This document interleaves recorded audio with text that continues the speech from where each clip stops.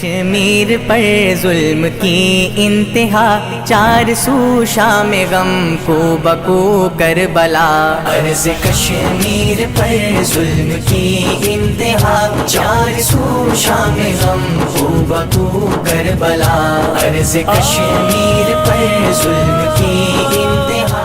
आदाब, मैं हूं शफक जाफरी। आप देख रहे हैं पहचान विद शफक। पहचान विद शफक में आज थोड़ी सी दर्दनाक सी बात करते हैं।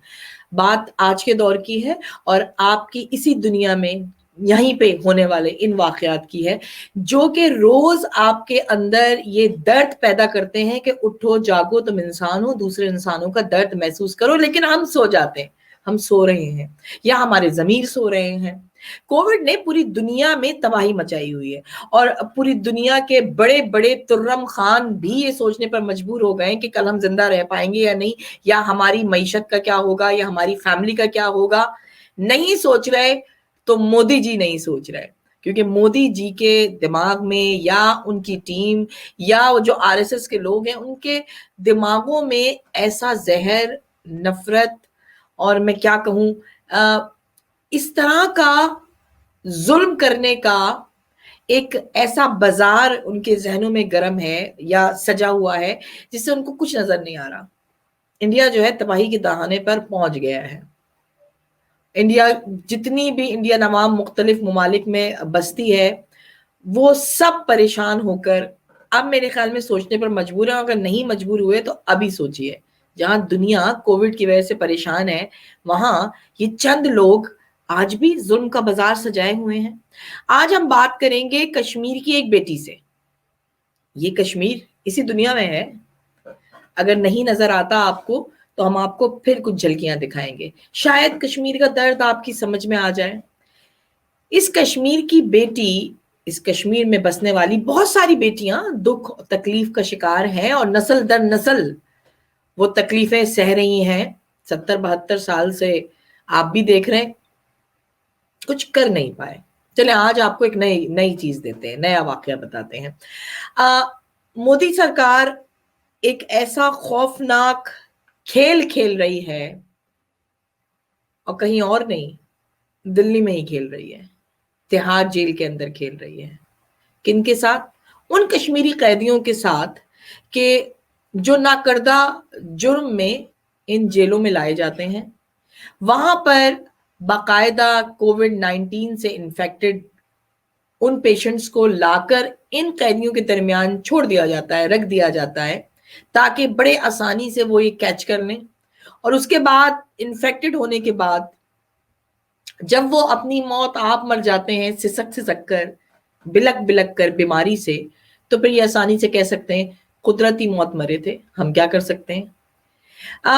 आपने एक खबर देखी होगी, नहीं देखी होगी तो हम आपको अपनी स्क्रीन पर दिखाएंगे कि एमपी मोहम्मद शहाबुद्दीन, उनका जब इंतकाल नहीं बल्कि शहादत कहेंगे हम, जब तिहाड़ जेल में उससे हुई है, तो फिर पूरी दुनिया के में मौजूद जो जर्नलिस्ट या दर्द इंसानियत रखने वाले लोग हैं, वो मजबूर हो गए अब ये कहने पर कि इस खेल को भी सामने लाया जाए। बड़ा रिस्की होता है बात करना, लेकिन अल्हम्दुलिल्लाह मैं ऑस्ट्रेलिया में बसती हूँ और क्योंकि मैं ऑस्ट्रेलिया में रहती हूँ तो शायद इसलिए मैं थोड़ा सा बेखौफ होकर इस पर बात कर सकती हूँ। लेकिन बड़ी हिम्मत है कश्मीर की इस बेटी की, जो आई है अपने दर्द को आपके सामने कहने के लिए। छोटी सी प्यारी सी बच्ची है, उसकी ज़बानी सुनते हैं, उसका दर्द, उसकी तकलीफ। उसके बाद हम थोड़ा गौर फिक्र करेंगे कि तिहाड़ की जेल में जो ये खूनी खेल खेला जा रहा है, इसका सद्देबाब कैसे करना है। इसके खिलाफ आपने और मैंने मिलकर आवाज उठानी है। इस प्रोग्राम को शेयर करना है, लाइक करना है, कमेंट्स देने हैं और आगे भी पहचान के साथ हक की आवाज उठाने के लिए साथ देना है। हम आपकी मुलाकात कराते हैं कश्मीर की एक बेटी से जिसका नाम है सहर शब्बीर शाह। अस्सलाम वालेकुम सहर, कैसी हैं आप? वालेकुम सलाम। अल्हम्दुलिल्लाह। बड़ा अच्छा लगता है आप लोगों के मुंह से कहना जो हकीकत में दर्द से आशना है, जो तकलीफें सह कर यहाँ तक पहुंचते हैं। जब वो अल्हम्दुलिल्लाह कहते हैं तो मैं थोड़ा सा चौंक जाती हूँ और फिर मैं सोचने पर मजबूर हो जाती हूँ, हमने तो कुछ भी नहीं किया, हम तो अय्याशी की जिंदगी गुजार रहे हैं और फिर भी अल्हम्दुलिल्लाह कहते हुए सोचते हैं। सैर, आप ये बताइए कि इस वक्त आप कश्मीर में ही बैठी हुई हैं? जी, जी। अच्छा, हम उसे ऑक्युपाइड कश्मीर कहते हैं। मुझे पता है कि आप नहीं कह पाएंगी, लेकिन मैं बहुत खुल के कहती हूँ, मकबूजा कश्मीर में बसने वाली ये बेटी। सैर, डर तो नहीं लग रहा? नहीं, बिल्कुल भी नहीं। बिल्कुल भी नहीं। ये बेखौफी, ये निडर होकर बात करना कहाँ से सीखा? ऑब्वियसली जिनकी बेटी हूँ उनसे। अल्लाह, कितनी खूबसूरत बात कही है। आपके वालिद का क्या नाम है? शबीर शाह। अच्छा, शबीर शाह साहब कहाँ होते हैं इस वक्त? अभी वो तिहाड़ जेल में हैं और अभी तक उन्होंने 34 ईयर्स उनके कंप्लीट हो रहे हैं। एशिया में अभी ये ऑब्वियसली अब आहिस्ता रिकॉग्नाइज होगा। Even I have the detention chart, he has completed 34 years in imprisonment. Oh my God, आप कितने साल की हैं? मैं अभी 18 हूँ, बट उनको मतलब उनको बीच में छोड़ा, लाइक हाँ, कुछ मंथ्स के लिए छोड़ा, कुछ वीक्स के लिए छोड़ा, बट हाँ, since 1968 when he was 14 years old, हाँ। तब से उन्होंने आवाज उठाई और तब से लेकर अभी तक उनका अच्छा, वही उनको स्टैंड रहा है। छोड़ा जाता है फिर दोबारा पकड़ लिया जाता है? हाँ, और बिना किसी ट्रायल के, नो बिना केस नो किसी ट्रायल। जी। हाँ, कहीं मैंने ये खबर देखी नहीं है। ज्यादा आपने पब्लिश नहीं किया, या मेरी नजरों से नहीं गुजरा, या मेरी नाकस नॉलेज है ये? नहीं, जब उनको 20 इयर्स हो गए हाँ, तो एमनेस्टी इंटरनेशनल है, उन्होंने उनको एक टाइटल दिया, हाँ। प्रिजनर ऑफ कॉन्शियंस, ज़मीर का कैदी। तो he is known as prisoner of conscience because Amnesty International ने खुद रिकॉग्नाइज किया एट दैट टाइम।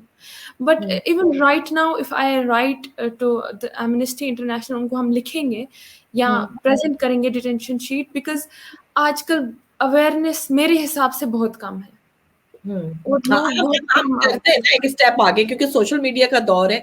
आज प्रोग्राम करें और सब में स्प्रेड हो जाएगा।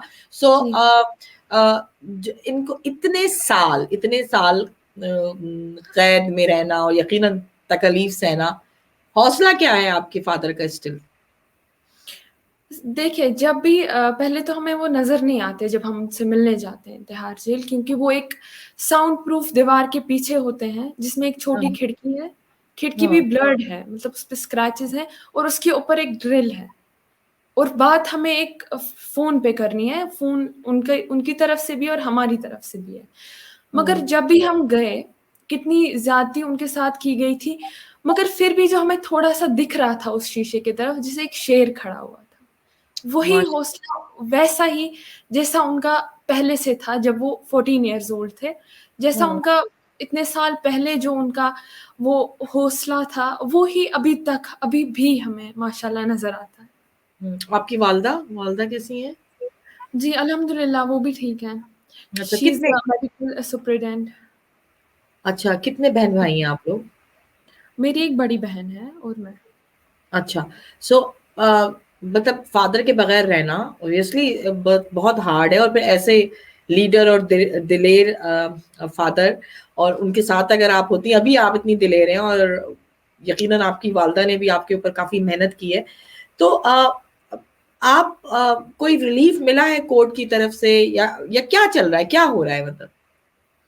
देखिए, मैंने कोर्ट की बात है कि हमेशा हमें मतलब हम we have been betrayed by court always, मतलब हमेशा हमें जब भी हमारी हेयरिंग होती थी, या तो हमें सुनना पड़ता था कि जो जज है वो लीव पे है, या तो case is deferred for not weeks, for next 2 to 4 months।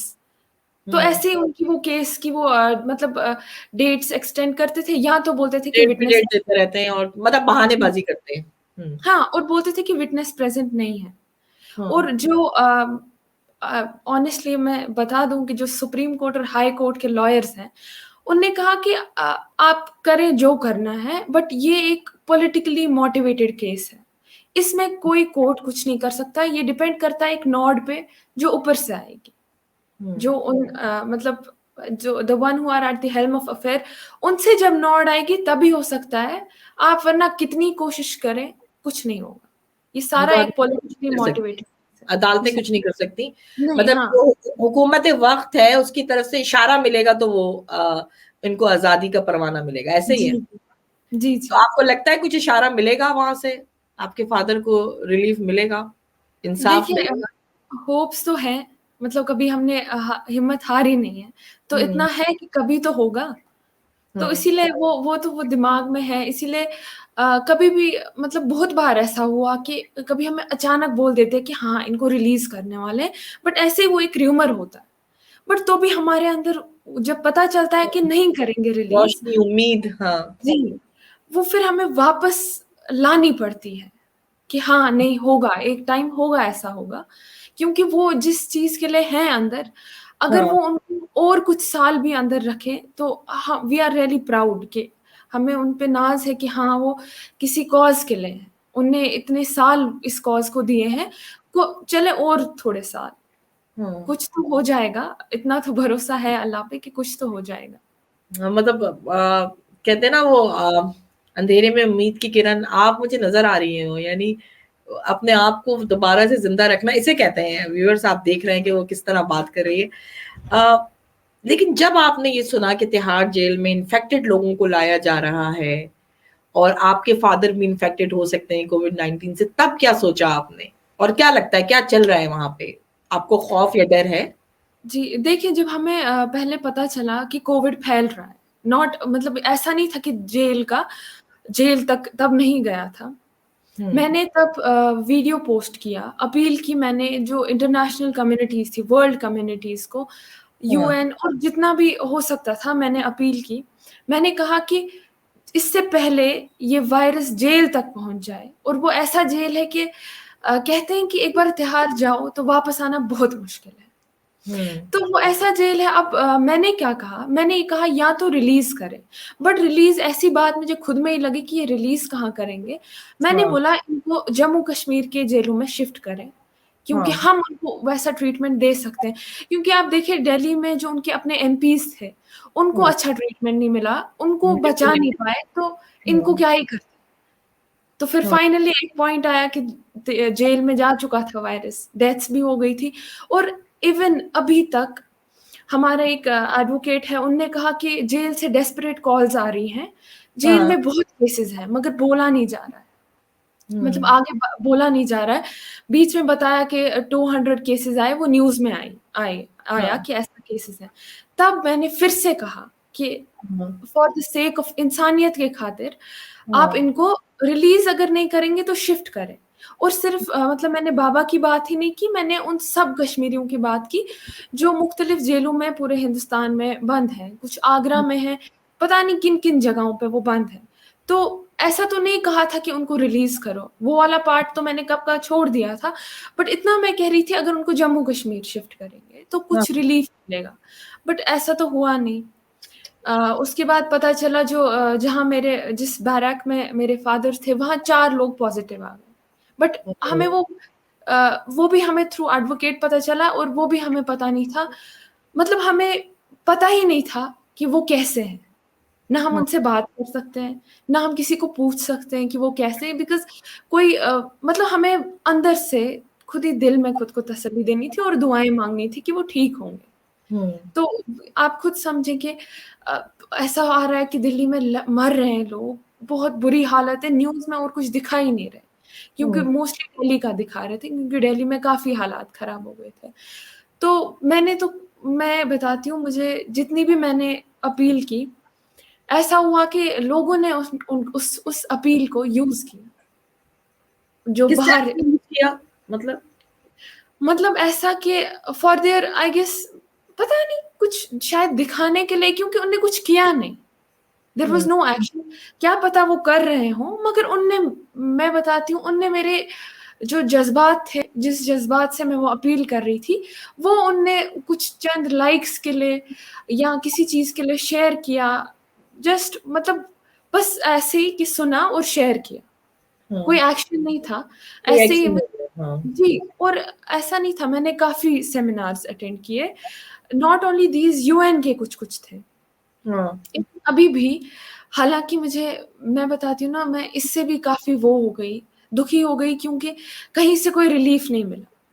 सिर्फ बोलने लगे, बड़ा चढ़ा के बोलने लगे कि हाँ देखिए इनकी बेटी कश्मीर में ये हो रहा है, पर सिर्फ बोल रहे थे फॉर दैट टाइम। जैसे कोई प्रोग्राम होता था कि 70 इयर्स ऑफ ऑक्यूपेशन ऐसा कश्मीर का होता था, तो मैं इवन अभी भी, हालांकि मुझे कहीं से रिलीफ नहीं मिला, अंदर से एक टाइम आता है कि मैं बोलती हूँ कि नहीं है फायदा, मैं नहीं करूंगी, मैं अटेंड ही नहीं करूंगी। बट कहीं मेरे अंदर वो अभी भी वो होप है कि क्या पता किसी चीज के थ्रू कुछ हो जाए, लोग भाग जाएं। जी आपने हिम्मत नहीं हारनी है, क्योंकि देखें ये तो सोशल मीडिया का दौर है ना, यहाँ पर आप कोई बात छुपा भी नहीं सकते हैं अपना, और किसी जुल्म को भी नहीं छुपा सकते। तो मेरे ख्याल में आप तनहा नहीं है, कश्मीर के लिए हम सब मुख्तलिफ ममालिक में मुख्तलिफ फोरम से आवाज उठा रहे हैं। कभी ना कभी तो सुनी जाएगी, और कब तक नहीं सुनेंगे, है ना। कभी ना कभी तो मतलब जहां आग जलती है, धुआं जहां से उठता है, वहीं पे आग भी जल रही होती है, लकड़ी भी जल रही होती है। सो आप लोगों की तवज्जो है, थोड़ा सा सफर और है, शायद उसके बाद सुकून ही सुकून होगा। आपकी लास्ट टाइम कब मुलाकात या बात हुई है अपने फादर से? मुलाकात तो मेरी लास्ट टाइम हुई जनवरी 2020 में। वो भी जैसा मैंने आपको बताया कि कैसे मुलाकात होती है, तो वो ना ही के बराबर है, क्योंकि हार्डली 5 मिनट भी बात नहीं की जाती है, अच्छा, करने यानी देते बहुत हैं। कम वक्त देते हैं आपको बात करने का? जी, और अभी वो स्टार्ट नहीं हुआ होता है, अचानक लाइट्स ऑफ हो जाती हैं, हमारे साइड से भी उनके साइड से भी। वो जो फोन होता है वो बंद हो जाता है, और ऐसा होता है वहां पे जो पुलिस है, इट इज ना उनको उर्दू आती है ना उनको इंग्लिश आती है, दे आर तमिल पुलिस। तो वो शोर करते हैं, मतलब वो अफरा तफरी मचाते हैं कि निकल जाओ निकल जाओ, अपने हिसाब से वो खौफ पैदा करने के लिए। खैर हमें क्या ही होगा, हमने काफी देखा है, क्योंकि पहली बार तो हम बाबा से जेल में गए ही नहीं। क्या हौसला है, वाह वाह। हाँ, तो हम वो काफी अपने हिसाब से वो कोशिश करते हैं वो डर पैदा करने की, वो शोर उठाने की। बट ऑब्वियसली हमें पता है, उतने तो बहादुर बन गए हैं, मतलब बाबा से उतना तो सीखा है, तो पता चल जाता कि हाँ बाबा शायद निकल गए, और हम भी निकल जाते हैं। तो उतने टाइम में और बात क्या ही होती है, वो उसमें आवाज आपको हार्डली आवाज सुनाई देगी उनकी। तो अच्छा, वो लास्ट टाइम भी हो रहा होता है तो आप उनको सुन भी नहीं पा रहे होते? जी, बिकॉज काफी शोर होता है उसमें। तो लास्ट टाइम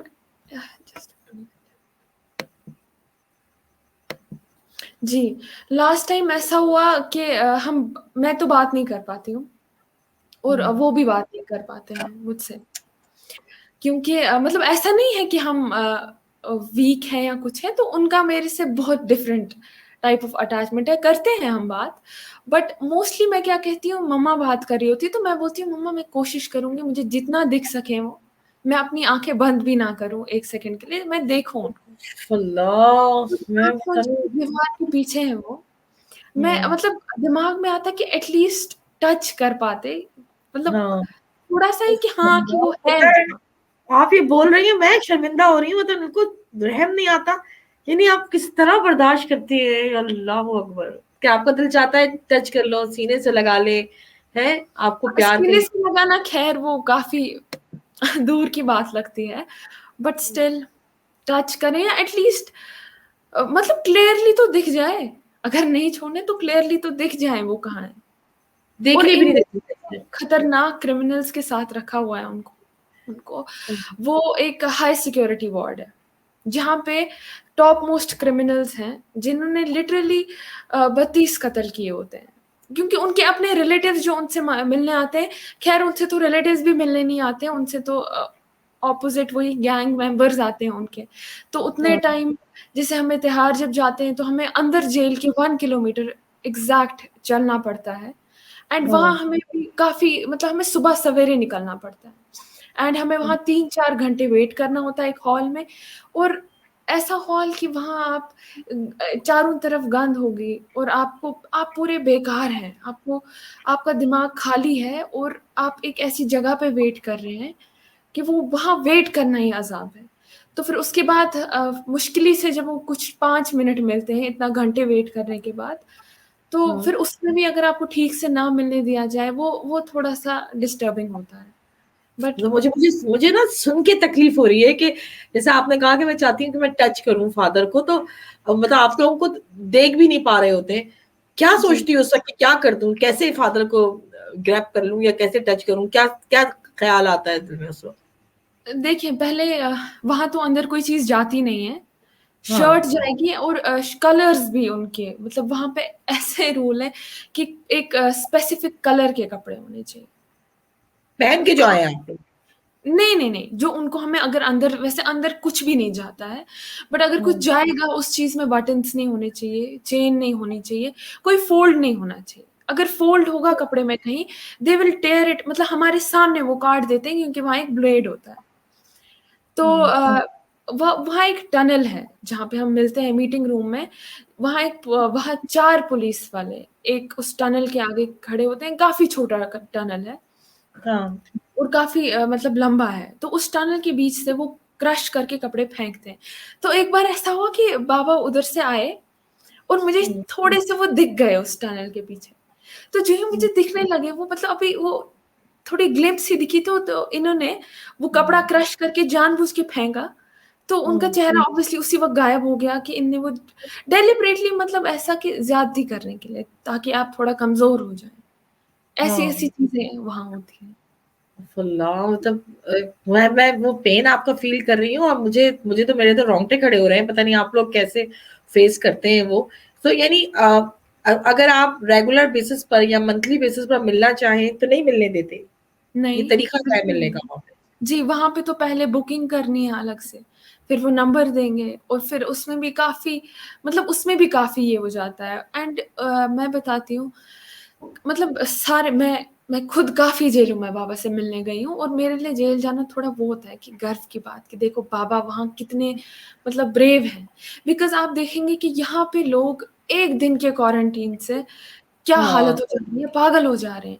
और वहां एक इंसान 6x6 सेल में with open commode, hardly light enter करती है वहां, वहां इतने सालों से इतने उस सालों से रहे। रहते हैं।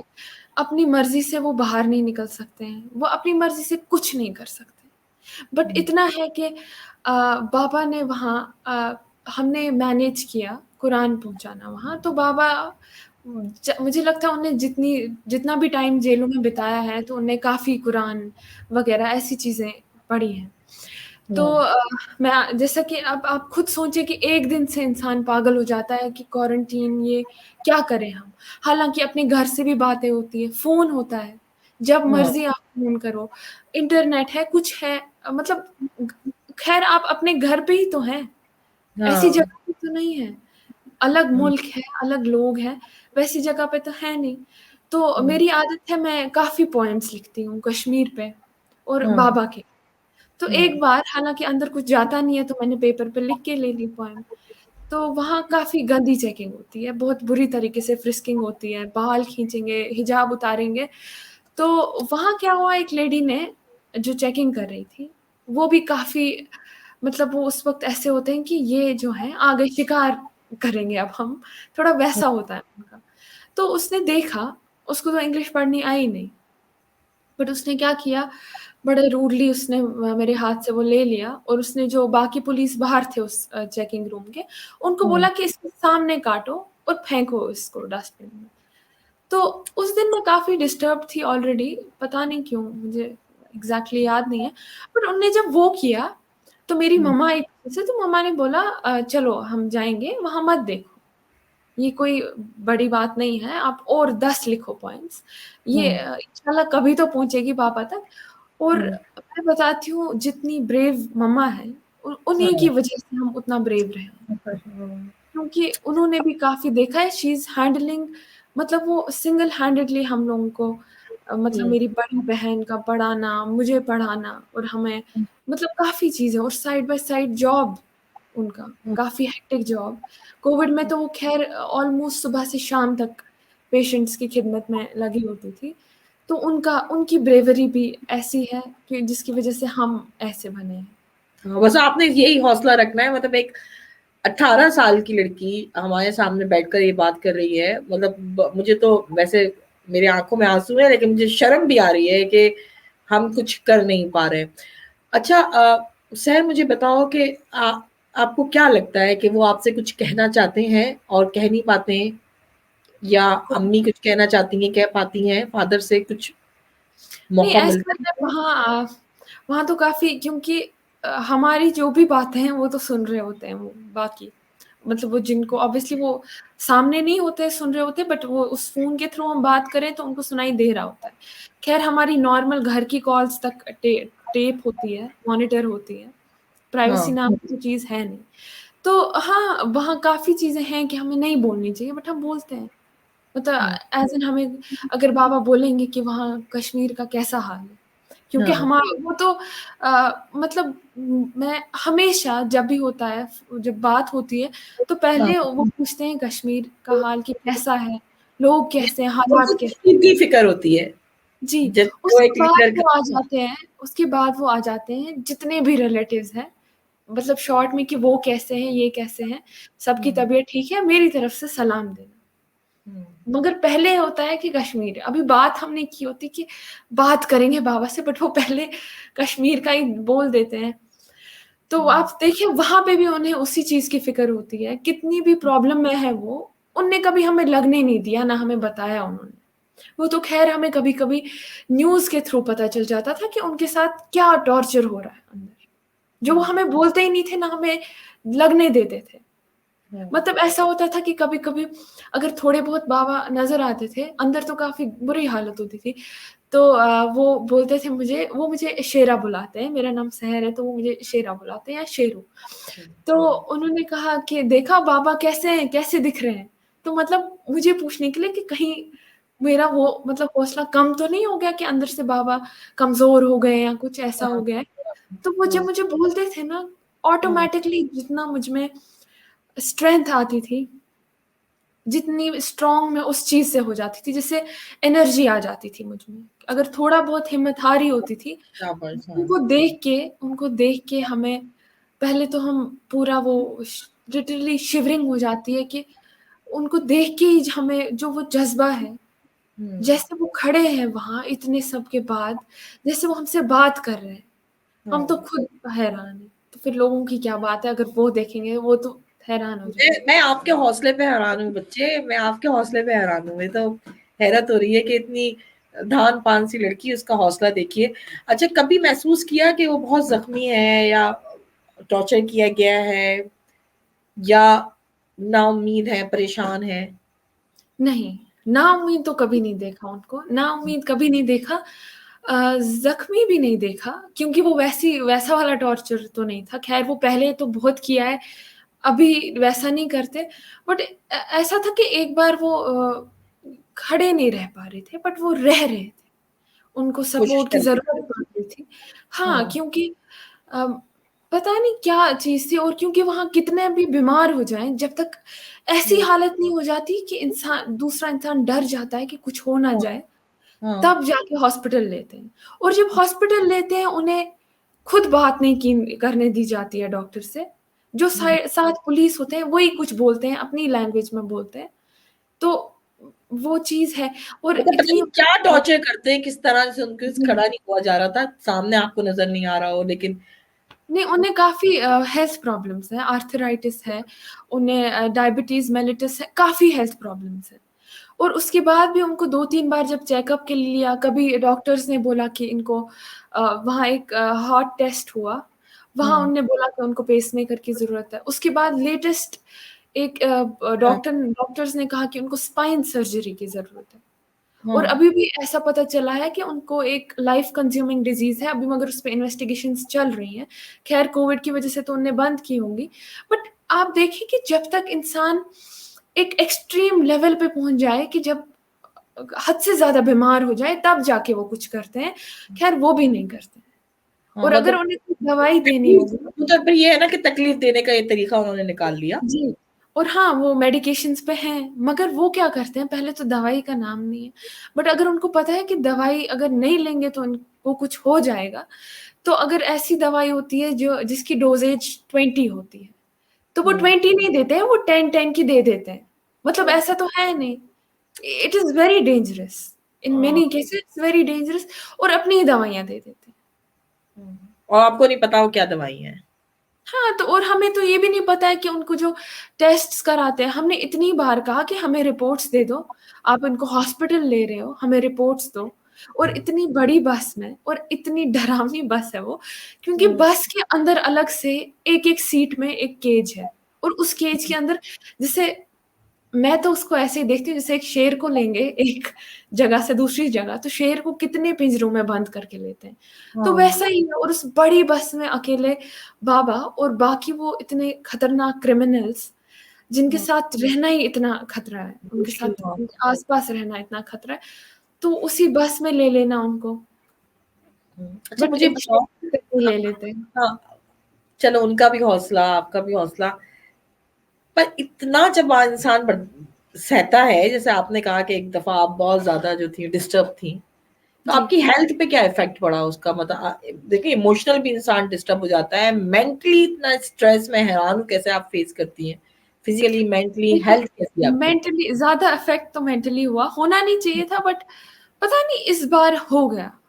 क्योंकि मेबी मेरी ऐसी स्टेज थी, क्योंकि बचपन से तो मैं कह रही हूँ मैंने देखा है, और मतलब अगर मुझे कोई भी पूछता था ना कि क्या बनना है, मैं हाँ, बोलती थी मुझे बाबा की तरह बनना है, और अगर मतलब मैं काफ़ी छोटी थी तो मैं बोलती थी मुझे भी जेल जाना है, बाबा के साथ जाना है। राइट। ऐसा होता था।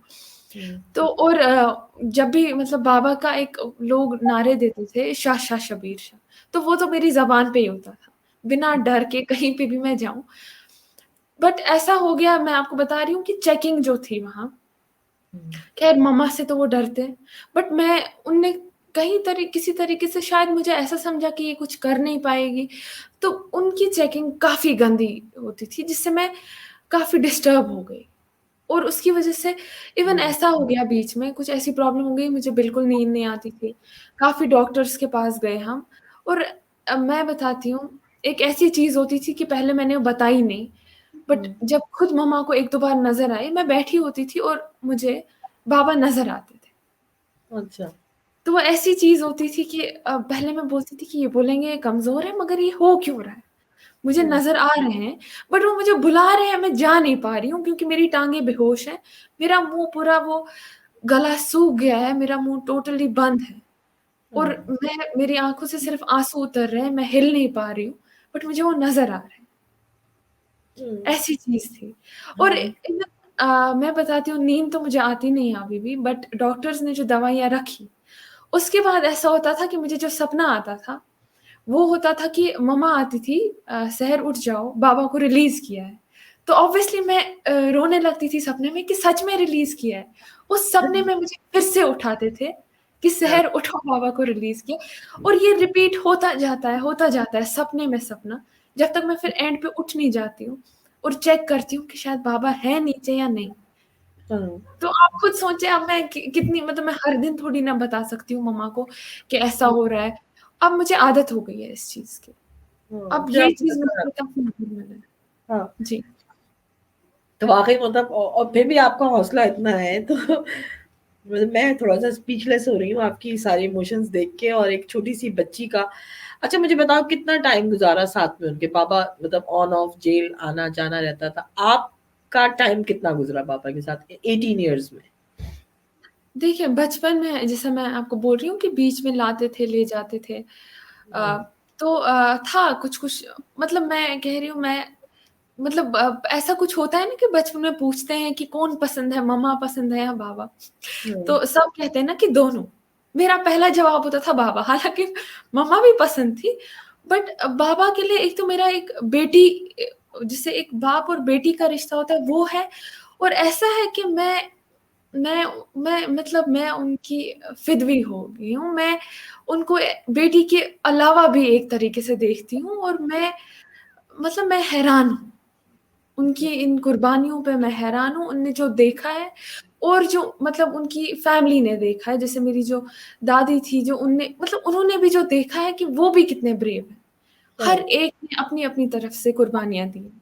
मैं हाँ, बताती हूँ, मैं ही नहीं, जो बाकी कश्मीरी भी हैं, जो अभी नॉर्मल लाइफ़ जी रहे हैं कुछ-कुछ, जो ऑब्वियसली नॉर्मल क्या, एक कॉन्फ्लिक्ट ज़ोन है, बट हुँ, वो भी अपने जगह पे एक कुर्बानी दे रहे हैं। हुँ, उनका इस कॉन्फ्लिक्ट ज़ोन में रहना, वो भी एक बहुत बड़ी कुर्बानी है, और हुँ, एक कॉन्ट्रिब्यूशन है इस कॉज़ के लिए। हुँ, तो बाबा को तो काफ़ी, मतलब मैं ज मेमोरीज़ तो हैं मेरी बाबा के साथ, बट ऐसा है कि बचपन के जो फ़ोटोज़ थे, 1-2 मेरे फ़ोन में हैं, क्योंकि मैंने एल्बम से खींचे थे वो। बट जितनी भी एल्बम्स थी वो ले ली इन्होंने, बचपन की एल्बम्स ले ली इन्होंने। किसने ले ली? तो मेमोरी एजेंसीज आई ओ जब माय रेड गॉड, इतना मतलब इतने वो भी ले गए क्या? एल्बम्स जी। तो बचपन की ऐसी कोई मेमोरीज रही नहीं जो फोटोज में थी। है मेरे पास 2-3 फोटोज हैं, वो भी मतलब मैं बताती हूँ उस एज तक हम पापा के साथ थे जब हमने बचपन की फोटोज मतलब उठाई हैं, जब वैसी फोटोज उठाते थे कि वो एल्बम्स में चिपकाते थे, ये वैसी दिल उस की कौन सी किस्म है कि आप वो एल्बम्स और फोटो, वो यादें इन लोगों के जहनों से मिटा देना चाहते हैं कि ये उनको याद भी ना कर सके, इनके जहनों से वो अपने बाप की तस्वीर जो है वो मिट जाए। मतलब मैं हैरान हूँ, और ये इसी दुनिया में हो रहा है और आप ही जी। के। और उनके लिए काफी मतलब, और इवन ऐसी चीज थी कि पहले पहले एक टैब आता था, मतलब अभी भी आते हैं बट तब वो नया नया आया था, तो मैं छोटी थी तो मैं वीडियोस उठा रही होती थी या राइम्स गा रही होती थी। हालांकि उस वो एज नहीं थी कि मैं राइम्स गाऊं, बट था मेरे अंदर वो काफी टाइम तक वो जॉलीनेस थी। बट इन्होंने वो तक ले लिया and it was something very personal. हाँ तो प्राइवेसी जैसे मैं बता रही हूँ तो कुछ है ही नहीं, हाँ ऐसे ही आ जाना। और तब जब यहाँ वो रेड पड़ी हम घर पे नहीं थे, हम दिल्ली में थे, बाबा से मिलने गए थे। और जब हम वापस निकले उस जेल से तो हमने, वहाँ एक काउंटर है जहाँ हमें अपना फोन वगैरह सब देना पड़ता है। तो जो ही फोन ऑन किया तो काफी न्यूज की आ रही है, इतने मैसेजेस आ रहे हैं कि ऐसा ऐसा हुआ है। तो मतलब हमारे दिमाग में पहले तो हमें पता ही नहीं था क्या क्या चीजें उनने ले ली हैं, बट हाँ उनने कोई कोना नहीं छोड़ा था।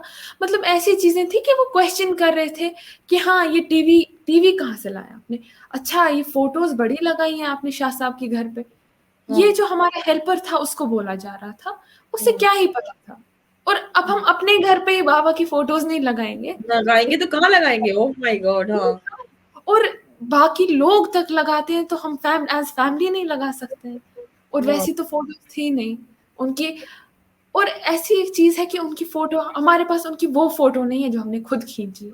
हमारे पास जितनी भी फोटोज बाबा की है वो मीडिया की है, खुद हमने कोई फोटो नहीं खींची है बाबा की, सारा मीडिया से है। तो मैं टाइम एंड अगेन कभी कभी इवन अभी तक चेक करती हूँ गूगल में, जो फोटो मिल जाए स्क्रीनशॉट लेके मैं सेव कर देती हूँ। हाँ तो अपनी तो कोई फोटो हमारे पास है नहीं उनकी। हाँ। क्या मतलब, ये बहुत ज्यादा जुल्म है। मतलब मैं हैरान हो रही हूँ कि किस तरह आप लोग मुस्कुरा सकते हैं या सरवाइव कर रहे हैं। आपका हौसला है, और परवरदिगार इस हौसले को सलामत रखे कि तस्वीरें, वीडियोस, हर चीज गायब कर देना, ले लेना, छीन लेना, मिटा देना। मतलब ये टॉर्चर के एक इंतहा पे पहुंचे हुए हैं जहनी तौर पर। उसमें भी आपको ऑब्वियसली मतलब ये नजर आना है, सोचना, मतलब मुझे समझ में आ रहा है कि किस मेंटल स्टेटस में आप इस वक्त होंगी और है। अच्छा मुझे एक बात बताओ, मतलब जी मैं डराना नहीं चाहती आपको, लेकिन अगर हम रियलिस्टिक बनकर सोचें कि जो ये जो खबरें आ रही हैं और 100% सही हैं, तिहाड़ जेल में जिस तरह इन्फेक्टेड लोगों को उन्होंने डाला, तो अम, आपको खौफ आता है इससे कि बाबा इन्फेक्टेड हो गए, केयर तो दे नहीं रहे, ऑलरेडी वो हार्ट पेशेंट भी हैं, शुगर पेशेंट भी हैं, सो क्या होगा? सोचती हो कभी? देखिए, ये एक सियासी जंग है वो तो सबको पता है। हम्म मगर बीच में मंथ में अगर एक बार कॉल आती है, वो भी तिहाड़ से आती है और कुछ मिनट्स की आती है, तो शायद 3 मिनट्स और 5 मिनट्स, वो भी और एग्जैक्ट जब 5 मिनट्स होते हैं वो कट जाती है। अभी वो बात कर ही रहे, आप देखिए इंसान को आप इतना मजबूर कर रहे हैं कि वो अपनी मर्जी से ना कॉल कर सकते हैं और ना बात कर सकते हैं। हम्म वही कॉल करेंगे और मतलब कुछ है ही नहीं, कोई फ्रीडम ही नहीं है। तो ऐसा है कि जब कोविड फैल गया तो काफ़ी काफ़ी अफ़रा-तफ़री मच गई। और हम मैं बताती हूँ इवन अभी भी हम दिन में 10 मौतें मरते हैं, क्योंकि फ़ोन जब किसी अननोन नंबर से आता है हमारी जान निकल जाती है। हालाँकि है, हमें पता है कि बाबा कितने बहादुर हैं, उनको कुछ नहीं हो सकता है, ये उनको नहीं तोड़ सकते हैं। कितनी भी आप देखिए 33 इयर्स तक नहीं तोड़ पाए, अब कैसे तोड़ पाएँगे? ये हम्म इनको समझ में आ नहीं रहा है। तो बाबा का हमें कॉल आया, तो उन्होंने उस वक़्त उन्होंने ऐसी बात कही क्योंकि हम काफ़ी डिस्टर्ब थे, बट हमने उनको भी नहीं दिखाया। तो उन्होंने वहाँ से कहा देखिए, पहले तो इन्होंने हमें एक डेथ ट्रैप में रखा है। तिहाड़ एक ऐसी जगह है कि वहाँ आप इंसान को मरने के लिए ही बराबर भेज देते हैं। तो बाबा ने कहा बेटा आपके बाबा मौत से डरने वाले नहीं हैं, मौत तो अटल है, मतलब कभी ना कभी जब उसको आना होगा तो वो आएगी, मगर ये एक सियासी जंग है, हमें अगर कुछ भी हो जाए आप लोग, उन्होंने ऐसा कहा उस वक्त कि आप दूसरे फोन से रिकॉर्ड करो ये कॉल। अच्छा, इशारा दिया उन्होंने। जी, नहीं उन्होंने कहा कि मतलब, और ऐसा था कि वो इनडायरेक्टली कह रहे थे, और उन्होंने इवन ये कहा, ये ईद से कुछ टाइम पहले की बात थी, तो जब उन्होंने कॉल कटने ही वाली थी तो उन्होंने बोला खैर ईद मुबारक, तो उनकी आवाज़ थोड़ी वो क्रैक हो गई, कहा कैसी ईद, यहाँ से तो जवानों की लाशें निकल रही हैं जेल से, क्योंकि उन्हें भी बर्दाश्त नहीं होगा, उनके सामने छोटे बच्चों की लाशें निकल रही हैं, कोविड से मर रहे हैं। तो जब वो हो गया, मैं बताती हूँ, मम्मा की आंखों में तो आंसू आए, मैं तो सीधा पागल ही हो जानी चाहिए थी कि बाबा की आवाज को ऐसा, मगर उस दिन ऐसा हुआ कि मुझ में हिम्मत आ गई कि देखो उन्होंने कैसे सीधे बोल दिया कि मैं मौत से नहीं डर रहा हूं, और इस वे में कहा क्योंकि उन्हीं दिनों उनकी कॉल से 1 या 2 दिन पहले अशरफ सहराई साहब उनकी डेथ हो गई जेल में, वो एक शहादत थी, क्योंकि उन्हें भी ऐसे ही रखा जब तक उनकी डेथ नहीं हो गई, और उनकी बेटों के साथ फिर ज्यादती की गई। खैर वो तो हम चाह के भी नहीं बोल पाते हैं, क्योंकि इस जगह पे रह के कुछ भी बोलना, इवन अगर मैं तो बेटी की तरह कह रही हूँ, बट मेरा एक बेटी की तरह कहना भी एक बहुत बड़ी चीज है, एक बहुत गलत चीज है। तो उन्होंने जब ये कहा कि ये रिकॉर्ड करो, तो ऑब्वियसली हमें समझ आ गया था कि शायद ये कुछ ऐसा है, शायद ये बिल्कुल भी ठीक नहीं है, शायद ये हम लास्ट बार उनकी आवाज सुन रहे हैं, और रिकॉर्डिंग मेरे फोन में अभी भी है। जब उन्होंने कहा देखो बेटी आप कर रही हो अपील, आप बहुत अपील कर रही हो, मगर उस इंसान से, आप वर्ल्ड कम्युनिटी से कर रही हो करो, बट उस इंसान से मत करो जिसने हमें इस जगह पे रखा है। उस इंसान के सामने आप टूट मत जाओ, आप बोलो मत आप किसकी बेटी हो, आपके बाबा मौत से नहीं डरते हैं। तो उसके बाद अल्हम्दुलिल्लाह काफी टाइम बाद एक और कॉल आई, काफी टाइम बाद, तब तक तो अंदर से थोड़ा वही था, दुआएं कर रहे थे, पूरी रात जाग रहे थे, और हाँ, और उन्होंने एक चीज कहा कि जो आप अपील कर रही हो आप खुदा से मांगो। कहा उनका क्या, वो क्या कर सकते हैं क्या नहीं, मगर एक जगह से आपको पूरी श्योरिटी है कि आप खुदा से मांगो, वहां से आप कभी मायूस नहीं होंगे। तो उन्होंने वहां से मुझे इतना तो वो बता के चले गए, फोन तो कट गया, बट इतना बता के चले गए कि आप खुदा से मांगो, वहां से आपको कुछ ना कुछ तो मिल जाएगा, बट इनसे नहीं मांगो, इन्हें कुछ हाँ, मतलब एक वो एक गैरत भी होती है ना, जैसे मुझे तो, मैं जब आप लोग कश्मीरियों की बात सुनती है, मुझे तो करबला याद आ जाती है, और मुझे यजीद बदबख्त के वो जुल्म याद आ जाते हैं कि जब शाम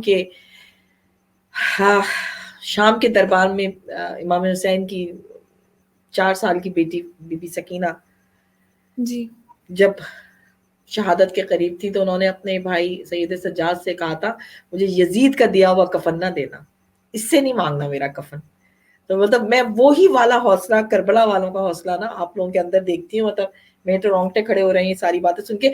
आज दुनिया जो है वो फलस्तीन के जुल्म के ऊपर आवाज उठाए हुए हैं, ठीक है, पूरी दुनिया में हमने भी प्रोटेस्ट किया है, और पूरी दुनिया में फलस्तीन में जो जुल्म हो रहा है उस पर लोग बाहर निकल रहे हैं, इसराइल के खिलाफ बहुत ज्यादा आवाजें उठ रही हैं। तो दूसरी तरफ कश्मीर नजर नहीं आ रहा लोगों को कि कश्मीर में भी फलस्तीन जैसा हाल कर रहे हैं ये। और शायद एक जर्नलिस्ट ने तो कश्मीर के मुझसे ये कहा था कि कश्मीर में फलस्तीन से भी ज्यादा बदतर हाल हो चुका है। क्या कहना चाहेंगी दुनिया भर के लोगों से, खुसूसन देखिए, जब भी कश्मीर में कोई ऐसी हालात होती थी, तो बहुत इंटरनेशनल जो मीडिया होता था ना, वो कहते थे Kashmir the new Palestine in making. तो आप हाँ, वहां पे काफी, खैर पैलेस्टाइन में तो, वहां फलस्तीन में काफी ज्यादा ज्यादती हो रही है, इधर पे भी हो रही है, मगर ऐसा हो गया जब यहाँ वो आर्टिकल वाला पार्ट हो गया, तो लोगों, आप देखेंगे अब यहाँ कोई कुछ बोल ही नहीं पाता है, जैसे लोगों के वो अंदर कुछ ऐसा हो गया कि अब वो बस दुआएं करते हैं। और मुझे लगता है कि जो कश्मीर के साथ हो रहा है, पूरी दुनिया में उसका मतलब कहर मच रहा है, क्योंकि अब कश्मीरी चुप है, चुप इसलिए नहीं है कि वो डर रहे हैं, चुप इसलिए है कि वो देख रहे हैं कि अल्लाह देख रहा है, ये क्या करें और आप सबके करें। सामने आ रहा है, उनकी उनकी आह आसमान पर सुनी जा रही है। बिल्कुल हाँ, बिल्कुल। मैं एक तकलीफ दे सवाल फिर से सिर्फ इसलिए कि शायद किसी का ज़मीर जाग जाए। ये जब बहुत बुरी तरीके से चेकिंग करते हैं स्पेशली लड़कियों की, तो आपने एहतजाज बुलंद किया था उस पे? और ये जो चेकिंग कर रहे होते हैं ये मर्द होते हैं या औरतें होती हैं?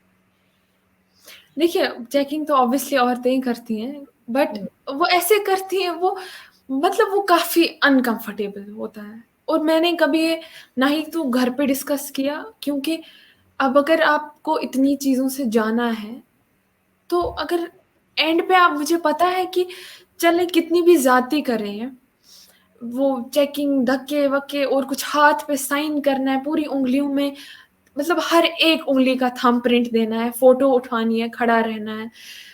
बहुत अलग-अलग किस्म की चेकिंग है, एक पोल है उसके साथ घूमना है 2-3 बार, काफ़ी ज़्यादा हाई लेवल की चेकिंग है। बट जब दिमाग में, हालाँकि उस वक़्त भी काफ़ी सख्ती होती है, अंदर से वो सुकून नहीं होता है जब वो करते हैं, बट अंदर से ये होता है कि ये हम बाबा को देखने के लिए कर रहे हैं। हाँ, तो ये जो बाबा को बर्दाश्त कर देख, रहे हैं हम इसलिए कि बाबा को देखना है। जी, तो हाँ, ये हालाँकि मैं बताती हूँ काफ़ी अनकम्फ़र्टेबल फ़ील होता है कि ऐसी चेकिंग होती है, अगर मम्मा भी मुझे वो करती, अपनी मम्मा भी करेगी, तो मैं अनकम्फ़र्टेबल फ़ील करूँगी। तब ख़ैर भी वो फिर पता नहीं क्या छुपा के ले जाओगे आप, हैं? कौन-सा हथियार ले जाओगे अंदर? ज़बान तक दिखानी है कि ज़बान के नीचे कुछ छुपाया तो नहीं। वो कोई पार्ट नहीं है जो वो छोड़ते हैं। हाँ, अच्छे से चेकिंग करेंगे, शूज़ निकालो सब, मतलब आप वो कुछ काफ़ी उस मामले में काफ़ी कुछ ज़रूरत से ज़्यादा कुछ कर लेते हैं वो। तो मैं बता रही हूँ, तो इसीलिए दिमाग में रहता है कि नहीं, ये सब जो हो रहा है, ये है डिस्टर्बिंग, और मम्मा को मैं नहीं बता रही हूँ, मैं किसी को बता नहीं रही हूँ।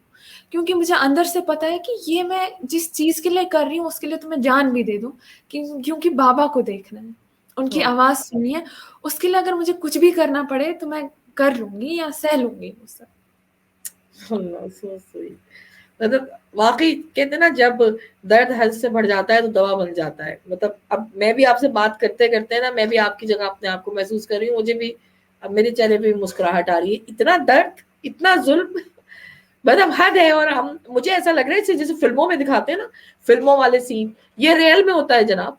ये रियल में कश्मीर में हो रहा है। कश्मीर की बेटियाँ ये दर्द सह रही हैं और शर्म से डूब मरने का मकाम है आपके लिए कि जो आज भी कहते हैं कि मोदी सरकार जो कर रही है सही कर रही है। आरएसएस के उन सारे पालतू सॉरी कि मैं अपने आप को कोई भी गलत अल्फाज या सख्त अल्फाज बोलने से रोक रही हूँ, लेकिन फिर भी जितने भी पालतू इन सारी मुल्कों में बैठे हुए हैं और मोदी जी की जय जयकार कर रहे हैं और उनकी सारी पॉलिसी उसकी जय जयकार कर रहे हैं, उनको ये इंटरव्यू भेजने इस कश्मीर की बेटी का, एक मासूम सी बच्ची है जो अपने बचपन से क्या देख रही है, क्या क्या सह रही है और उसके बाद भी शर्म ना आए तो मैं क्या कह सकती हूँ। अभी कोविड की सूरत हाल क्या है कश्मीर में?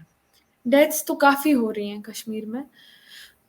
काफ़ी यंग लोग मर रहे हैं बेचारे, काफ़ी मतलब ऐसा है कि एक इंसान पैदल हॉस्पिटल में जाता है और उसकी डेड बॉडी बाहर निकलती है। अच्छा खासा फिट इंसान है, वो हॉस्पिटल जाता है और वहाँ से उसकी डेड बॉडी निकलती है। तो ख़ैर हमने काफ़ी यहाँ से, मतलब काफ़ी जवान यहाँ से कुर्बानियाँ दी। तो मुझे लगता है कि ये जो इस कोविड की वज़ह से भी यहाँ हो रहा है, हमने काफ़ी जानें दे दी हैं। तो वो ये सब भी हम उसी वे में ले रहे हैं कि ये भी हमारे लिए उन उन छोटे-छोटे जवानों का गुज़र जाना, या किसी का भी जो भी कश्मीरी इस कोविड की वज़ह से गुज़र रहा है, हमारे लिए वो भी एक शहादत है। क्योंकि हमने यहाँ काफ़ी जानें गई हैं, तो इसीलिए ये चीज़ हमारे लिए अभी भी लोगों में इस मामले में पार्ट भी। ऑफ द स्ट्रगल ही समझते हो, यानी जी। जहाँ सही समझते हो। जी, जी, जी। ये जो ट्रीटमेंट या इलाज वगैरह प्रोवाइड किया जाता है कश्मीर में या नहीं? सहूलतें कितनी है? डॉक्टर्स जो कश्मीर के डॉक्टर्स हैं, मैं बताती हूँ कि वो उन्होंने अपने घर को छोड़ा है। हाँ, वो इतने डेडिकेटेड हैं, क्योंकि जैसे मेरी मम्मा का मैं बोल रही थी, वो इतनी डेडिकेटेड है टुवर्ड्स हर जॉब कि she is shouting all the time on phone कि नहीं, इस इंसान की सैचुरेशन डाउन हो रही है, कुछ करो, कुछ अरेंज करो, बेड्स अरेंज करो, जल्दी शिफ्ट करो। हाँ, मैं ऑनेस्टली बताऊंगी कि मेरी मेरी और मम्मा की बात ही नहीं होती है जब से कोविड स्टार्ट हुआ है। इसलिए नहीं होती क्योंकि शी इज ऑन फोन। आज आधी रात को कॉल आ जाएगा। कभी रमजान में तो उनको सहरी पे एम्बुलेंस आती थी लेने और उनको जाना पड़ता था, हालांकि वो एडमिनिस्ट्रेशन में है। बट इवन जो डॉक्टर्स हैं, यहाँ के एक एक डॉक्टर अपनी जगह पे वो भी एक कुर्बानी दे रहे हैं, क्योंकि वो अपना घर छोड़ के ये लोगों की खिदमत कर रहे हैं बिना कुछ सोचे समझे। क्योंकि देखिए कुछ कुछ के काफी छोटे बच्चे हैं और इस जनरेशन ने भी बहुत कुछ देखा। आप सोचे, मुझे तो लगता है इस जनरेशन के बच्चों ने मास्क देखा, पैदा होते ही मास्क देखा होगा, क्योंकि ये बहुत अजीब चीज थी। तो हाँ, फिर इंसान, एक डॉक्टर जब घर जाता है, या इवन बाकी, बट मेनली अ डॉक्टर, वो घर जाता है तो बच्चा भागते हुए आता है ना कि हाँ, तो वो बोलते हैं दूर रहो, दूर रहो, क्योंकि कोविड है। पहले इनको नहाना है, इनको स्टरलाइज करना है, इनको सैनिटाइज करना है, फिर जाके मिलते हैं। तो आप खुद सोचे कैसा, मतलब बच्चे के दिमाग पे तो असर पड़ेगा ही ना कि ये क्यों हो रहा है मेरे साथ, ये क्यों मुझे पहले बोल रहे हैं दूर रहो। तो हाँ। काफी इस जनरेशन भी काफी देखा। अच्छा, आपकी सिस्टर क्या करती है? बड़ी सिस्टर, उसकी एज क्या है, वो क्या कर रही है? मेरी सिस्टर, वो उन्होंने 12th, she was the CBSE topper all over India. तो आप जानते होंगे हुआ क्या होगा जब उसने टॉप किया होगा। हम्म, इंडिया में थी वो फर्स्ट रैंक पे सीबीएसई टॉपर। तो उसके बाद शी परस्यूड लॉ, तो अभी वो लॉ कर रही हैं। जी। अच्छा, वहीं कश्मीर में ही होती है या कहीं और होती है? नहीं, वो उन ऑब्वियसली कश्मीर में तो नहीं थी, और इंडिया वाज नेवर सेफ। तो वो उसने उनने उसका अपना कोई पॉइंट ऑफ व्यू है, तो she is studying in UK. But वो भी उसने एक रीजन के लिए किया है कि कहीं और जाके थोड़ा हाँ, बिल्कुल एक्स्ट्रा। सही किया। वो यूके में होती है, अभी वहां पढ़ रही है। जी जी। बिल्कुल सही किया, वहां से वो आवाज उठा सकती है। जी। तो करती है कुछ प्रोग्राम्स वगैरह, करती है, बोलती है? ऑनेस्टली तो प्रोग्राम्स वगैरह, वो she doesn't want to take that risk, क्योंकि ऐसा हो जाएगा कि उसका पासपोर्ट ही ये कर लेंगे, उसको वापस आने नहीं देंगे। हाँ, ओके, फिर वो सही इसीलिए मैं यहाँ से जितना हो सके, मैं नॉन स्टॉप, मैं रुक ही नहीं रही। यार फिलहाल बहुत। कुछ टाइम के लिए मैंने ब्रेक ली, बट वो ब्रेक में भी मैंने जितना हो सके, पढ़ाई तो अलग से थी, मैंने खुद ही बाबा की फोटोज लेके खुद ही लैपटॉप पे पोस्टर्स बनाने स्टार्ट किए बाबा के, और मैं वही hashtag free Shabir Shah campaign में यूज कर रही हूँ। तो मतलब मैंने, ऐसा कोई दिन नहीं होता है जिसमें बाबा नहीं होते हैं या उनके रिलेटेड कोई काम नहीं होता है। हाँ, जी। बहुत माशाल्लाह, तुम एक बहुत ब्रेव बेटी हो। और मैं कहती हूँ तुम्हारे अंदर देखा जाए ना तो एक स्ट्रॉन्ग, एक ऐसी औरत जो कि आंख खोलते ही मुश्किलात देख रही है और लड़ रही है, वो नजर आता है मुझे। सलामत रहो, खुश रहो, मेरी जब भी कोई जरूरत पड़े तो जरूर राब्ता करना, हम तुम्हारे साथ हैं। अच्छा, मुझे ये बताओ कि अम्मी अम्मी क्या कहती हैं, क्या सोचती हैं तुम लोगों के मुस्तकबिल के लिए? देखिए वो तो सिर्फ मतलब वो कहती है कि आप जो कर रहे हो, सबसे पहले आप ऐसी पढ़ाई करो कि आप कुछ बन जाओ। हम्म, तो पहले मैंने ट्विटर मैंने ज्वाइन किया 2020 में। तो हाँ, वो मैंने एक ऐसा प्लेटफॉर्म मैंने यूज किया जहाँ से मैं अपनी आवाज लोगों तक पहुंचा सकूं। हम्म, तो मेरा ट्विटर भी बंद कर लिया, फिर मैंने नया अकाउंट बनाया। मैंने सोचा कि कितनी बार भी बंद कर लिया, मैं बनाती जाऊंगी और मेरी आवाज पहुंचनी चाहिए, हाँ, चाहे लोग रिएक्ट करें या ना करें या ना कर पाए, मगर एटलीस्ट वो देखेंगे, उनके कानों में तो जाएगा। दुआ हाँ, तो करेंगे, अगर कुछ कर नहीं सकते तो दुआ तो कर सकते हैं। बेशक, हाँ, तो जी। तो ऐसा है, मतलब मुझे काफी लोग अब पूछते हैं कि आप क्या बनना चाहती हो। हम्म, मेरा ऐसा, मैं चाहती हूँ, मतलब मेरे प्लान्स है कि मैं इंटरनेशनल रिलेशंस स्टडी हम्म, करूँ, ताकि मैं जिस यूएन को हम इतना अर्ज कर रहे हैं कि कुछ करो, मैं उस हाँ, जगह जाऊं, और मेरे जैसे जो लोग हैं, शाबाश, या इंशाल्लाह उससे जाओगी, हाँ, उससे ज्यादा जो लोग, मतलब इससे ज्यादा देखा होगा किसी ने इससे कम देखा होगा, किसी ने इससे बहुत ज्यादा देखा होगा, मैं उनकी आवाज बनूं। और कुछ लोग ऐसे हैं जिसे बहुत कम लोग अभी भी, जो जिन पे ज्यादती हो रही है, वो सोशल मीडिया से अभी भी वाकिफ नहीं है, और वो नहीं आवाज उठा सकते हैं, उनके घरों में तो हालात खराब हो जाएंगे। तो हम्म, मैं उस जगह, उस कोने तक पहुंचना चाहती हूँ, और उन सब की मैं मैं चाहती हूँ कि मैं जैसे बाबा अपनी तरफ से, अपनी एक तरह से लोगों के लिए ये कुर्बानी दे रहे हैं, मम्मा अपनी तरफ से लोगों की खिदमत कर रही है, तो मैं भी अपनी जगह पे जितना हो सके लोगों के लिए करना चाहती हूँ, क्योंकि मैं नहीं चाहती हूँ जो हमने देखा वो कोई और देखे।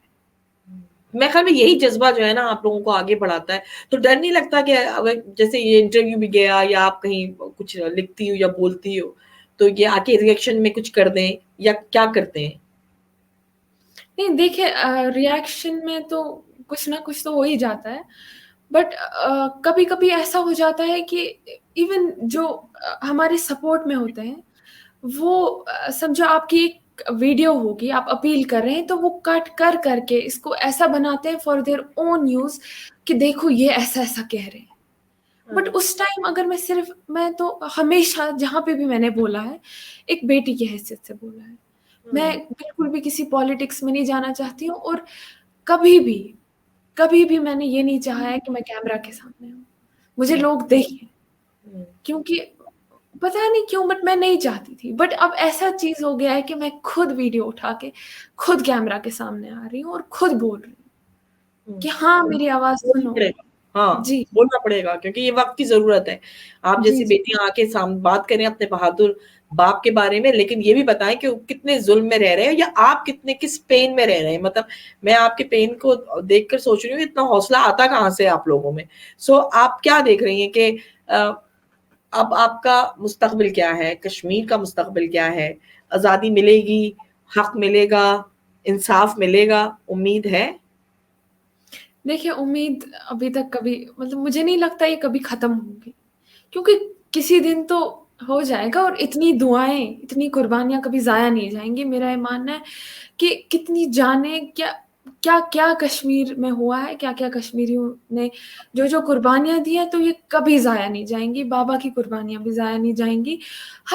हर एक माँ के आँसू ज़ाया नहीं जाएँगे, एक बेटी के आँसू ज़ाया नहीं जाएँगे। तो इसीलिए मैं बताती हूँ कि मेरे अंदर ऐसा है ही नहीं कि कश्मीर को कभी आज़ादी नहीं मिलेगी, या कश्मीरी कभी खुश नहीं होंगे। खुश तो हैं, मगर ये वैसी खुशी नहीं है जो आपको एक आज़ादी के बाद मिलेगी। वो आज़ादी कि आप निकल सकते हैं बाहर।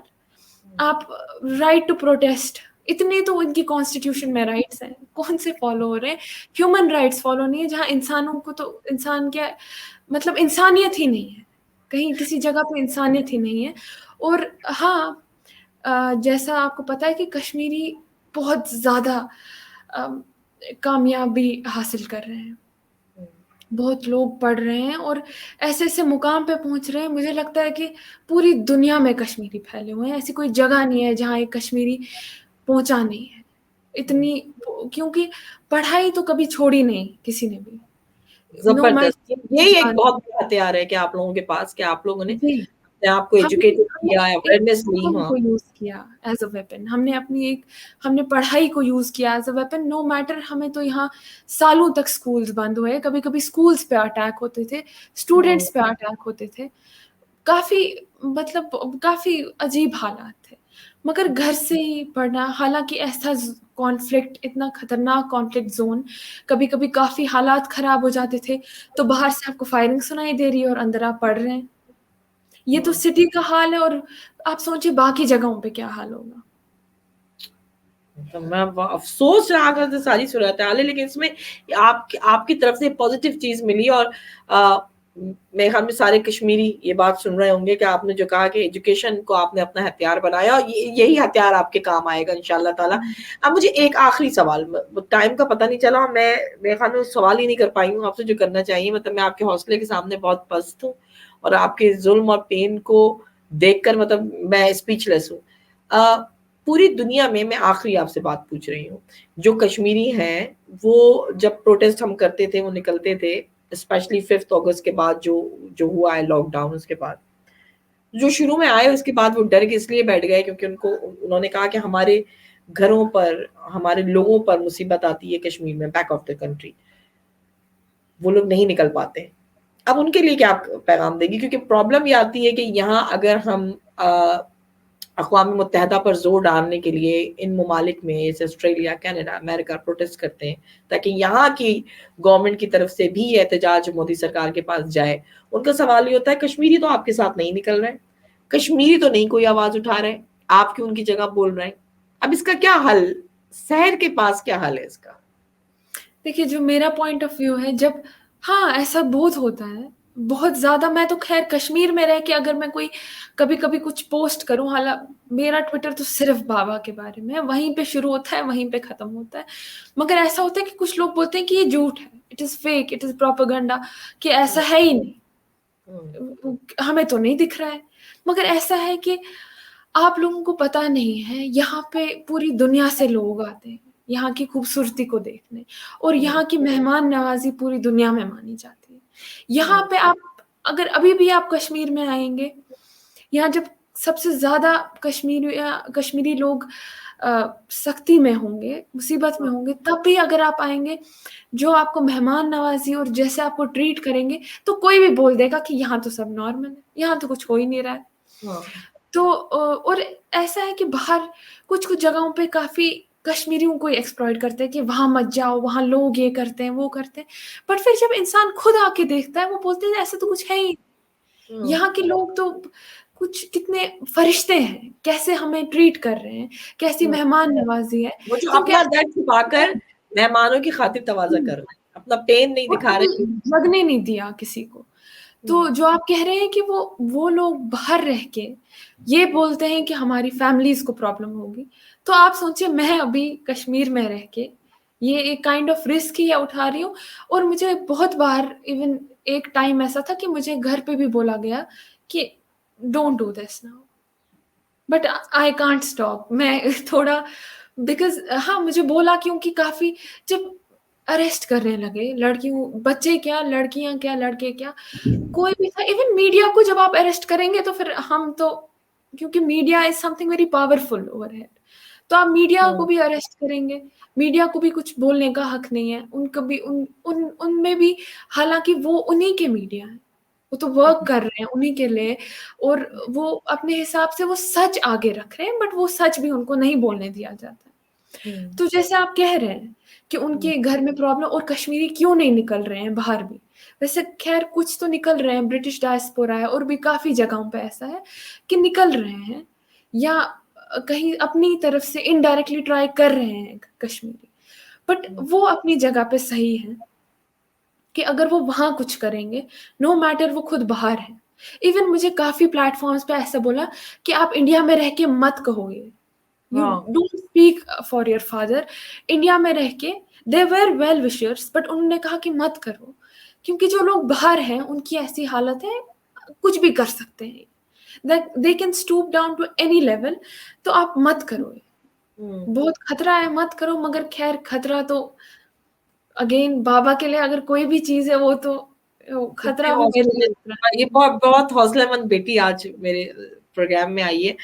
पूरी दुनिया आपको सुन रही है, ठीक है? आप पूरी दुनिया के लोग इससे कोई वास्ता नहीं कि मुसलमान हैं या गैर मुस्लिम हैं। सारी दुनिया के लोग आपको सुन रहे हैं, देख रहे हैं। एक मौका मिले आपको, आप क्या कहना चाहेंगी उनसे? और उनकी देखिए, मैं ज़मीन कितनी कहना जगाएँगी? चाहूँगी जी, आप सच कह रहे हैं कि सबका ज़मीर सो रहा है। कोई मतलब पूरी दुनिया खामोश है। और आप देखिए ऐसा अभी जो कहर मचा हुआ है इस बीमारी से, कोविड से, हाँ, लोगों को मतलब जान का तो भरोसा है ही नहीं, वो चाहे वो कितनी भी हाई लेवल पे हो, सुपर पावर्स हों, और कितनी भी मतलब छोटे लोग हों, छोटे एज़ इन जो बेचारे जो कुछ कर नहीं सकते हैं, वो लोग, और जो सबसे पावरफुल लोग हैं, वो तक कुछ नहीं कर पा रहे हैं। तो इस वक़्त अगर मैं बताऊँगी कि दुआ तो ख़ैर है ही, वो उससे ज़्यादा पावरफुल कोई चीज़ है नहीं। बट आप लोगों को अल्लाह को जवाब नहीं देना, आप कब तक चुप रहेंगे? और कोई इंसान झूठ क्यों बोलेगा? आपको 34 इयर्स का स्ट्रगल नहीं दिख रहा है, और आपको इतने कश्मीरी नहीं दिख रहे हैं कि जो कश्मीर में हो रहा है, अब तो लोग चुप हैं।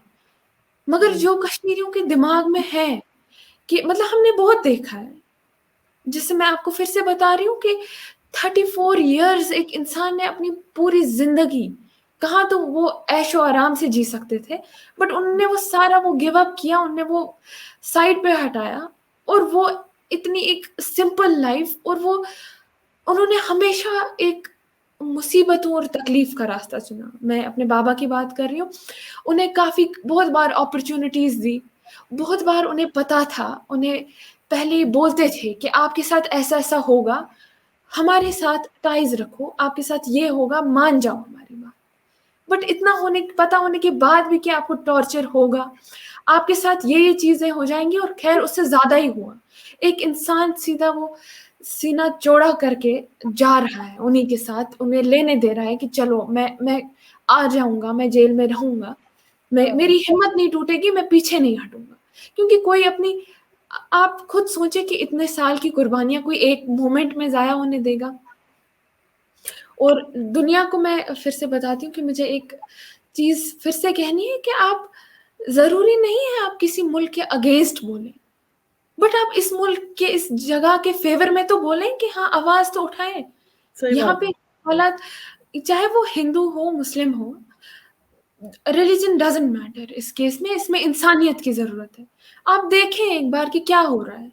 ऐसा नहीं है कि हम अब हम गेट से बाहर नहीं निकल सकते हैं, यहाँ ये हो रहा है, वो हो रहा है, बट ये है कि यहाँ चीजें, मतलब लोगों को अभी भी कहीं ना कहीं उनके साथ ज्यादती की जा रही है, और वो ऐसी जगहों पे अब वो चीजें छुपी हुई है, क्योंकि मीडिया को भी इन्होंने चुप कर दिया है, तो वो बाहर नहीं, आ नहीं अब रही है। नहीं रहेंगे, अब हम चुप नहीं रहेंगे। आप बिल्कुल ये मत सोचें कि आपकी खबर जो दुनिया में नहीं जा रही, अब जा रही है। और अब जो है मोदी सरकार की सारी जड़ें जो है ना वो कमजोर हो रही हैं, और हम मिलके कमजोर करेंगे उसे। मतलब मैं, दिल चाहता है मैं इस वक्त फूट फूट के रहूं, क्योंकि मैं एक मासूम सी बच्ची को देख रही हूँ। अगर इसकी जगह रखकर मैं अपने आप को सोचूं, तो यकीन करें कि, या मैं अपनी बेटी के लिए सोचूं, सो मुझे लगता है मेरे अंदर वो हौसला नहीं होगी, वो बर्दाश्त नहीं होगी जो इस बच्ची के पास है। और अब हमारे लिए शर्म का मकाम है कि हम ये सोचें कि हम ये कश्मीर की बेटियों को, इन माओं को किसी तरह रोते छोड़ देंगे और खामोशी से गुजर जाएंगे। फिर दूसरी ईद आ रही है, अब बकरीद की तैयारी करनी है, ईदें आती रहेंगी। जैसे मैंने पहले भी बोला था, 70-72 साल से ईदें मना रहे हैं, इस दफा की ईद अनोखी मना लें, टाइम है। कुर्बानी वाला महीना आ रहा है ना, तो उसमें कुर्बानी दे दें अपने ट्विटर अकाउंट की। मुझे पता है कि ट्विटर या फेसबुक अकाउंट बंद हो जाएंगे, इसका भी जरिया आप बार बार बना सकते हैं इस बच्ची की तरह। एक और बात है, मैंने खुद अकेले, मतलब मेरे पास कोई सोर्सेज नहीं है, मतलब मेरे पास कोई प्लेटफॉर्म्स नहीं है जहाँ पे मैं अपनी आवाज लोगों तक पहुंचा सकूं। तो अगर मुझे कोई भी बोल देता है, खैर ये तो काफी बड़ा प्रोग्राम है, बट मुझे कोई भी मैसेज करे कि हाँ आप यहाँ बोलेंगे, मैं वो मिस नहीं करना चाहती हूँ कि मुझे जितने प्लेटफॉर्म्स हो सके उतने मिल जाएं, मैं अपनी आवाज आगे रखूं। तो मैंने खुद hashtag free Shabir Shah campaign किया, अभी भी कर रही हूँ मैं। जितने लोग वो यूज कर सकते हैं हैशटैग फ्री शबीर शाह और रिलीज ऑल पॉलिटिकल प्रिजनर्स, तो वो मेरी तरफ से एक कोशिश है जो मैं खत्म नहीं करूंगी। बहुत बार ऐसा हुआ कि हमें मैं जैसे बता रही हूँ कि लोग नहीं कर सकते हैं कुछ चीजें, बट एक्सपेक्टेशंस हैं, मगर एक पॉइंट पे वो भी समझ आता है कि नहीं, ये नहीं कर सकते। वरना एक टाइम ऐसा होता है कि आप मायूस हो जाते हैं कि आपके अपने लोग कुछ नहीं कर रहे हैं, तो कोई और क्या करेगा। बट इतना है कि मैं अभी भी, मैं उन सारी अपॉर्चुनिटीज को, कोई भी प्लेटफॉर्म है, मैं वेलकम कर रही हूँ कि कुछ भी हो, कहीं भी मुझे बुलाएं आप, मैं बोलने के लिए तैयार हूँ। क्योंकि जो मैं बोल रही हूँ, एक तो वो एक बेटी की हैसियत से, और वो सच है, वो पूरा सच। सच। आप कश्मीर की कहानी सुना रही हैं, जो कि शायद हर घर की कश्मीर की कहानी है। और जी, मैं उन तमाम बेटियों का, मतलब उन तमाम बेटियों की आवाज बनना चाहती हूँ, मैं उनकी तरफ से बता रही हूँ, क्योंकि सहर हर में एक आपसे तो मुलाकात पहली मेरी नहीं हुई है, यानी बातचीत नहीं हुई है, लेकिन मैंने लास्ट ईयर जो है एक छोटा सा प्ले लिखा था कश्मीर की बेटियों के ऊपर, और वो हमने शूट भी किया था। छोटे बजट का वो था, लेकिन आप देखिएगा, मुझे लग रहा है उसमें जो कैरेक्टर था वो कैरेक्टर आप हैं। और मुझे हैरत हो रही है कि मतलब मेरे जहन में वो ख्याल आया या वो कहानी आई और मैंने उसे लिख दिया, और रियल में वो आपकी कहानी है। और मैं हैरान हूँ, मैं आपको भेजूंगी, आप जरूर देखिएगा। शहर के कि इस दर्दनाक गुफ्तगू के बाद कुछ सोचा, नहीं सोचा तो सोचिए, उठो वगरना हश्र बपा होगा फिर कभी। दौड़ो ज़माना चाल क़यामत की चल गया। मैं बारहा ये शेर पढ़ती हूँ, यही सोचकर पढ़ती हूँ कि शायद आप में से कोई उठ खड़ा हो और इस बच्ची की आवाज़ बन जाए। आप सब ने मिलकर इस वक़्त जिहाद ये करना है कि इस प्रोग्राम को ज़्यादा से ज़्यादा शेयर करना है, लोगों में स्प्रेड करना है इस कश्मीर की बेटी की आवाज़ को, इसके फादर की बहादुरी के इस किस्से को हमने दफन नहीं होने देना। हमने लोगों के सीनों में ज़िंदा रखना है। कश्मीर को आज़ादी दिलानी है। कश्मीर क्या चाहे? आज़ादी। हम लेके रहेंगे आज़ादी। नेक्स्ट प्रोग्राम तक के लिए शफ़क़ को और सहर को इजाज़त दीजिए। इंशाअल्लाह फिर आएँगे कश्मीर की आवाज़ लेकर। जब तक के लिए खुदा हाफ़िज़।